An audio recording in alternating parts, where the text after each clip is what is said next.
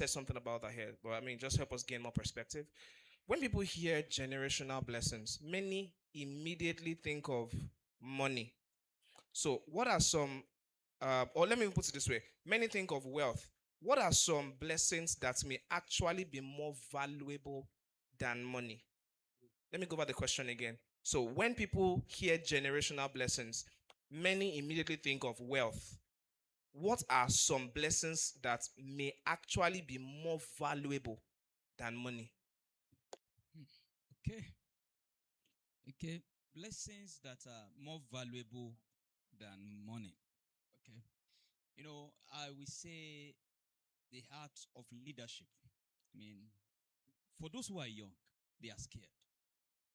Ask any young person in Nigeria, they will tell you they have no future in this country. The fear is there, even the young ones, even people of our age. So one of the things we need to show the younger generation is, and I think that's what Abraham did. If you check the hallmark of faith, it's about you preparing for the future that you they get it. That you will not be part of physically. They get it. And to me, that is the finest definition of faith, according to Hebrews 11. Everything that God promised, God said it will come to pass. But there must be a custodian that will process it and hand it over to the next generation. Tell them everything that will happen in your absence. You don't get this? And it's not going to be the physical cash now. Tell them, I'll be telling people, those who like football, just go and check what Bishop Oyedepo is doing. We don't know how to, we can put on the jersey, up us now forever. We don't know how to build 70,000 capacity stadium. Do you understand that? Say, just go and check. You don't need to be a pastor. Check. Do you understand that? So that kind of a thing, you may not be a pastor, but looking at Bishop Oyedepo, we can see how we can turn African sport around. Mind you, Bishop Oyedepo is a pastor. So it's not giving physical cash. Because to some extent, pastors want to check him. The pastors don't check him. Let businessmen, let them check him. So it's not giving them money. It's just giving them an example. That being a pastor, full-time pastor, with little resources that we can do this, you that you are business people, you don't have any excuse of not doing it. So to me, that's an example of what you can give people that is not physical cash. Thank you so much, sir. Thank you so much, sir. I mean, that statement is powerful. Preparing a future you will not be part of. That's powerful. Really powerful. All right, let's go on. Jisan, I'll bring this over to you now. Um, so, uh, so if a parent leaves millions behind, but fails to pass character, faith, wisdom, or values. Okay, let me go over that again. I think I got it wrong. So if a parent leaves millions behind, but fails to pass on character, faith, wisdom, or values, has the parent truly built a legacy? Let me go over that again so that, just to help. If a parent leaves millions behind, Yes. but fails to pass on character, faith, wisdom, or values, has the parent truly built a legacy? Thank you so much. That such parent has not left anything behind. Because without character, without good values, those children will not be able to sustain those things. So for me, the parent has just lived a wasted life. I used to say, the Bible says a righteous man leaveth inheritance for his children's children. And I tell myself that it will be very unrighteous for me not to sustain it. What my father left for me, it will be very, very unrighteous for me not to sustain it.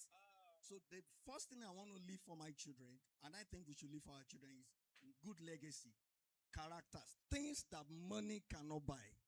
When he said, I am the Lord that giveth thee power to make wealth, it was not talking about money. It wasn't talking about billions, trillions, and all of those dollars. It was talking about the ability to reproduce those money. So making money itself is not even the big deal. It is sustaining it. It's making sure that it lasts longer. That is the issue.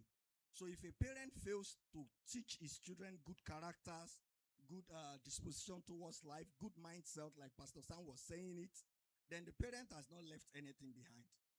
Recently, let me talk about just 1 minute. I bought 2 properties in less than 1 year in this Akure. The two people that sold those property for me, they don't know each other, but they said the same thing. The one I bought in Futa, the man who sold to me said his children said they are not coming back to Nigeria. He said that is why he's selling it to me. The one I just bought opposite Hope Hospital there, the man who also sold it to me is in UK or is in Canada. He said my children said they are not coming. So for me, I just felt that God positioned me, because if I have to buy it from people who said I'm going to leave it for my children, I'll be spending 200 million to buy it. But because they just said, since my children is not, let me just give it out to somebody. So I was buying the two a little bit above 100 million. So for me, I just look at those children. So, and I ask myself, what am I also going to leave behind? All this one that I'm buying now, somebody said his children is not interested. Why am I buying it and thinking that my children will be interested? So if you have not left good characters for your children, you have left nothing behind. Come on, thank you so much. Please, please. I think I need not. Below these things beyond that. Let's just proceed. All right. Thank you so much, Gisound. Thank you so much for that. Pastor Emmanuel, I'll move to you now. So, because those guys were loyalists, very loyal to him. I think it was Pastor Kazim that talked about his servants going to fight 4 nations. Yes. If they were not loyal to him, they'll say, "Oh God, will not go." Go and find soldiers to go and fight them. You can't use us to go. So he had to tell them, "Stay there. I will go with the son." And of course, both of them were on the same page. That was why he was able to go with them. So, action in the sense that I'm trying to lay emphasis more on this point because it's very, very vital. In the sense that Abraham and Isaac were on the same page. How do I know? When they were going, Isaac said, "Father, the knife is here, the wood is here. Where is the lamb for sacrifice?" And the father said, "God will provide."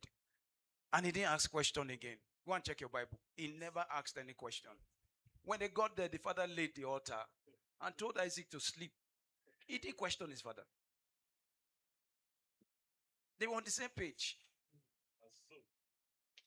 The father lifted up the knife